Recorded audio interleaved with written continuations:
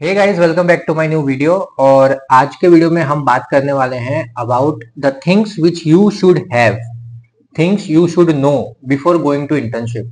ये video specifically उन लोगों के लिए जो लोग अभी एफएमजी एग्जाम पास कर चुके हैं, उनका भी स्टार्ट होने वाला है 25 या 26 फेब से चालू होने वाला है पासिंग सर्टिफिकेट कलेक्ट करना दिल्ली में। लेकिन ये वीडियो थोड़ा सा जल्दी इसलिए बना रहा हूँ so that you guys should understand और तुम लोग मेंटली उतना प्रिपेयर हो जाओ, या फिर वो कुछ कुछ ऐसे स्किल्स जो मैं आप लोग को बताने वाला हूँ वो सब आप लोग सीख लो अगर आपको पॉसिबल होता है तो, सो दैट आपका जो इंटर्नशिप चालू होगा, बिकॉज इंटर्नशिप में आप चीजें सीखोगे, दैट्स नॉर्मल, दैट्स ऑब्वियस।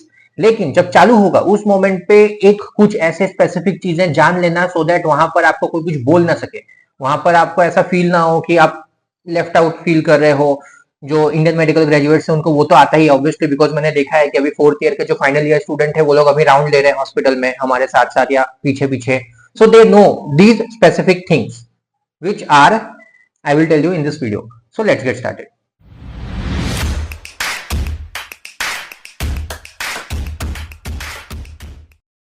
सबसे पहले मैं आप लोगों से बात करने वाला हूं जो मोस्ट इंपॉर्टेंट थिंग एक डॉक्टर के लाइफ का, दैट्स स्टेथोस्कोप।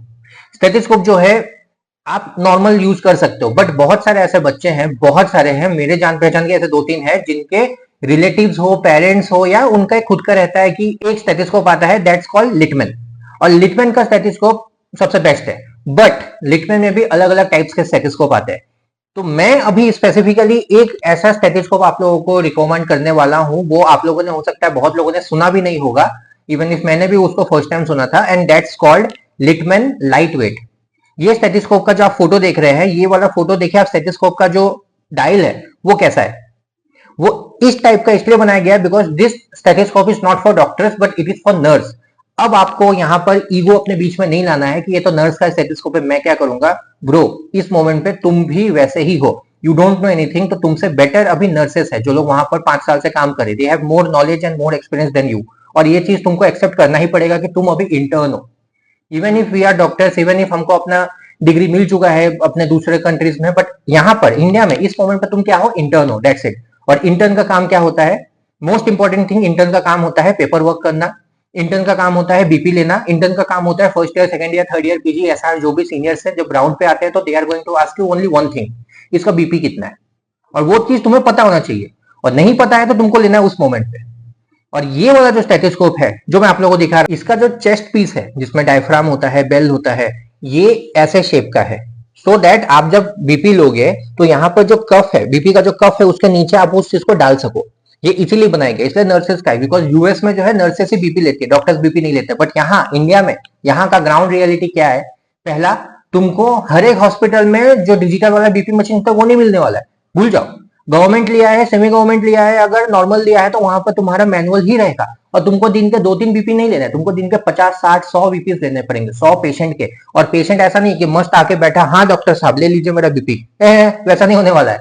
तुम पड़े हुए है, मतलब पेशेंट जो है वो पड़ा हुआ है, वो मस्त अपना सो रहा है, डॉक्टर आया बीपी लेना है, हाँ ठीक है ले लो, ऐसा नहीं। तो पेशेंट सोया हुआ है, तुम इस साइड में हो, इस साइड में पेशेंट लेटा है, इधर दीवार है और पेशेंट के इस हाथ में लगा हुआ है कैनुला, अब तुमको इस हाथ में लेना है ऊपर से आके। ऐसा नहीं है कि उठिए हटिए लीजिए, नहीं कर पाएगा, पेशेंट पूरा बेड रीडर है, नहीं कुछ कर सकते। तब तुमको क्या काम आएगा, वो जो गोल वाला जो डायफ्राम है ना, गोल वाला डायफ्राम वहां घुसता नहीं है। अगर तुम लिटमैन लेने वाले हो, अगर तुम्हारे दिमाग में ये चीज है कि हाँ मुझे लिटमैन चाहिए, लिटमैन स्पेसिफिकली मैं उस चीज का बात कर रहा हूँ, लिटमैन लेना है, तो उसका जो क्लासिक 3 है, कार्डियोलॉजी सेट है, 8,000, 9,000 का, 10,000 का, 12,000 का, ले लेना ना। जब पीजी में घुसोगे, एमडी मेडिसिन लोगे या फिर जो भी तुम चूज करोगे उस टाइम पे ले लेना। एक महीने का पेमेंट जो आता है उसके 1/3, 1/4 में तुमको एक नया लिटमैन आ जाएगा। तो ऐसा कुछ नहीं है कि तुम बाद में ले सकते, अभी इस मोमेंट पे अगर तुम पैसा खर्चा कर ही रहे हो तो ऐसा चीज पे करो जो तुमको पूरा साल यूज करना है, तुमको काम आएगा। लिटमैन में ऐसे भी तुमको पता है लिटमैन का कितना सही साउंड आता है, कितना खतरनाक साउंड आता है उसमें। तो तुम जो स्ट्रोक वाले पेशेंट होते हैं, लो बीपी वाले पेशेंट होते हैं, 80/40 वाले, 80/50 वाले, हम लोगों को ऐसा नॉर्मल स्टेथोस्कोप पे नहीं आता था।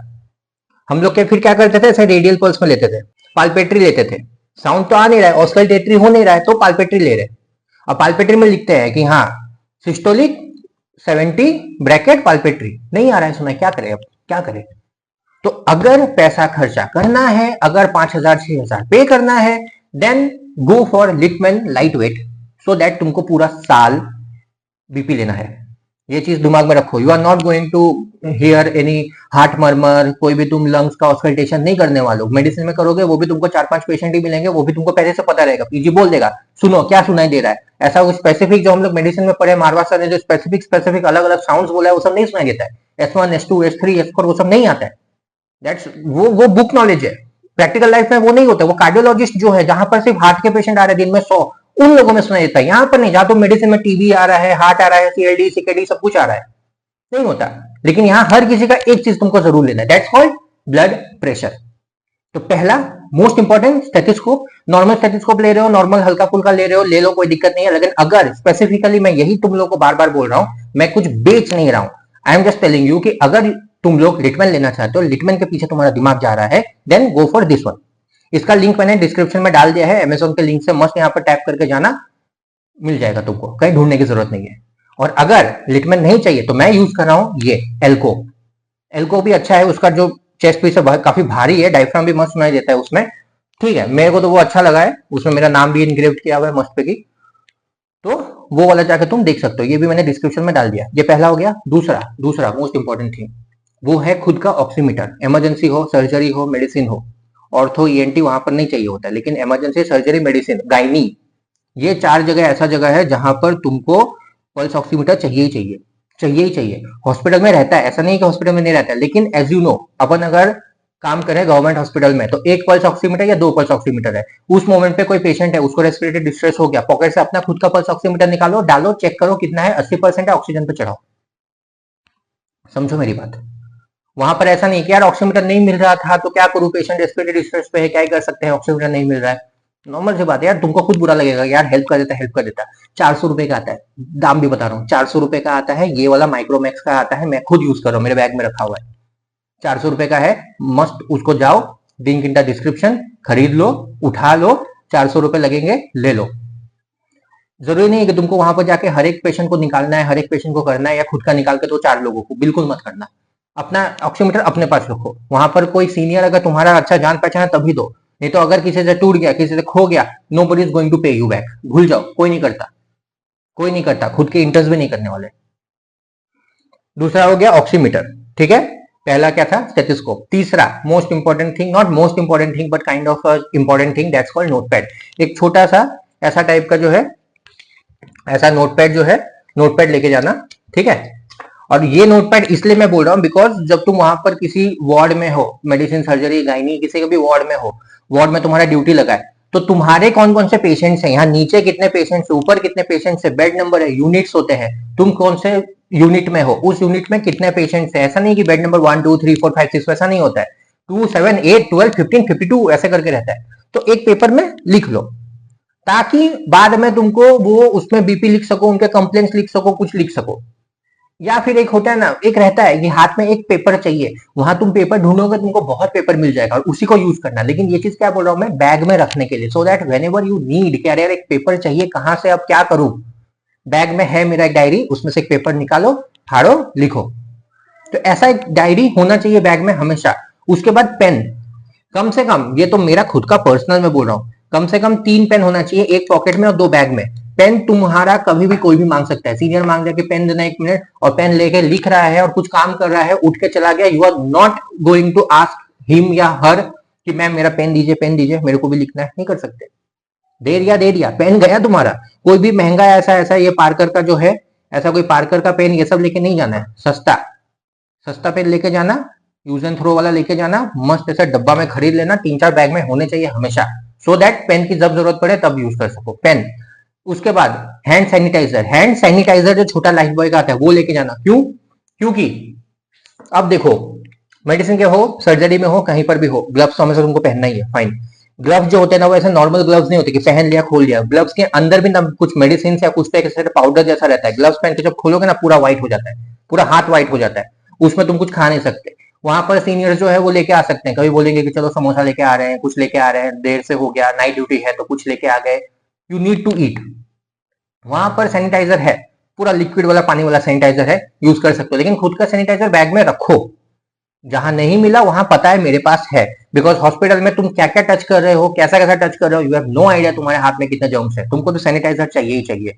और उसके बाद एक साबुन, वो सैनिटाइजर के बॉटल जैसा नहीं तो पेपर सोप जो होता है वैसा टाइप का एक लेके रखो, सो दैट अगर कुछ खाने पीने का जरूरत हुआ, हाथ गंदा है बिकॉज तुमको नहीं पता तुम क्या कर रहे हो। कोई पेशेंट आया, अभी एक सोचो, एक समझो मेरी बात, कोई पेशेंट आया, पेशेंट का रिलेटिव आया, वो रिपोर्ट लेके आया, बोला सर रिपोर्ट देख लीजिए, तुम्हारा हाथ में ग्लव्स नहीं है, तुमने रिपोर्ट उठाया, रिपोर्ट देखा, हाँ ठीक है, बात किया, वो रिपोर्ट किसने छुआ है, नो आइडिया। वो रिपोर्ट कहां से आ रहा है, कौन सा पेशेंट का, टीबी के पेशेंट का है।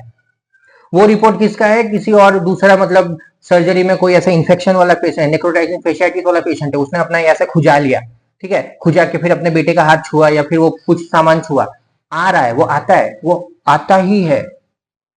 तो जब भी कुछ भी खाना है, इवन इफ कुछ भी हो, सैनिटाइजर लो, कर लो। हम लोग तो वहां पर जैसे बॉटल बॉटल रखा रहता है, वो बॉटल बॉटल तो अपन खाते खाली करते ही है। ये मैं बोल रहा हूँ ऐसे मोमेंट पर जब तुम्हें कुछ खाना है, कुछ करना है, कहीं जाना है, उस टाइम पे। तो एक साबुन हो गया, सैनिटाइजर हो गया, स्टेथोस्कोप मैंने समझा दिया किस टाइप का स्टेथोस्कोप चाहिए होता है, बिकॉज तुमको पूरा साल बीपी लेना है, सर्जरी लेना है, मेडिसिन लेना है, गायनी तो भाई भर भर के लेना है, मेडिसिन गायनी तो भूल जाओ, 100 पेशेंट्स। ईएनटी लेना है, ऑप्था नहीं, ऑप्था में नहीं लेना होता, but still you may need anaesthesia. हाँ, एनेस्थीसिया में जो पीएससी वगैरह होता है वो सब अगर करने के लिए बोला गया तो लेना पड़ेगा ये बीपी। ऑर्थो नहीं, ऑर्थो में नहीं लेना होता। और बस, और क्या है बाकी, साइकेट्री डर्मा उसमें कुछ नहीं उतना लेना पड़ता। एफएमटी में तो तुम क्या ही करोगे उसका बीपी लेके, सामने वाला जिंदा होगा तो ना। और पीएसएम जो होता है, पीएसएम में भी तुमको फिर सदर हॉस्पिटल में जाना होता है, वहां भी मेडिसिन होता है, वहां भी सर्जरी होता है, वहां भी गायनी होता है, तो वहां पर भी सेम प्रोसेस है, बट सदर हॉस्पिटल या दूसरा दूर का हॉस्पिटल, सीएचसी पीएचसी टाइप का, वहां पर ड्यूटी लगता है, तो वहां पर भी सेम यही सब काम करने होते हैं। एंड बीपी, बीपी जो होता है एक यहाँ पर लेते हो, जो स्टेथोस्कोप लगा के ऑस्कल्टेटरी सुनते हो, बहुत लोग हैं जिनको नहीं पता था, मुझे भी नहीं पता था, मैंने गूगल देखा था, मैं सच बता रहा हूँ।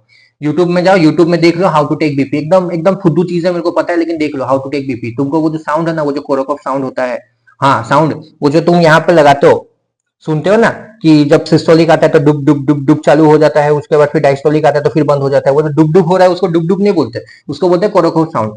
मुझे वहां पर पूछा गया था एक बार सर्जरी में, पूछा कि कैसा तुमको पता चला कि 90/70 है, तो मैं बोला कि सर 90 पे चालू हुआ सिस्टोलिक। बोलते क्या चालू हुआ, मैं ब्लैंक, मैं बोला पल्स, पल्स बोलते उसको। मैं पीछे पीछे मुड़ के, मेरे सेकंड ईयर पीजी उनको मैं पूछ रहा हूँ क्या बोलते हैं, अब सर चुप है, वो सामने एसआर पूछ रहा है, मैं क्या बोलूंगा, डुब डुब। मैंने बोल दिया कि सर वो डुब डुब करता है ना। अरे सब लोग जो ऐसे मुंह बना दिए, फिर बाद में मेरे को बोले वही खुद की कोरोकोफ साउंड बोलते उसको, कोरोकोफ साउंड। मैं बोला ओके फाइन, नहीं पता था, तो I am telling you guys, जो भी ये सुन रहा है सुन लो, कोरोकोफ साउंड उसको बोलते हैं। पहला तो ऑस्कल्टेटरी हो गया, पाल्पेटरी हो गया, वो देख लेना। पैर में भी कहां कहां पर जो होता है ना, कि पैर में डोर्सल वाले सरफेस में होता है, एक पीछे तरफ में होता है, वो सब देखना। क्यों, क्योंकि जब तुम सर्जरी में रहोगे, डायबिटिक फुट वाले जो आते हैं उनका दिखना पड़ता है कि कितना ज्यादा अफेक्ट किया है।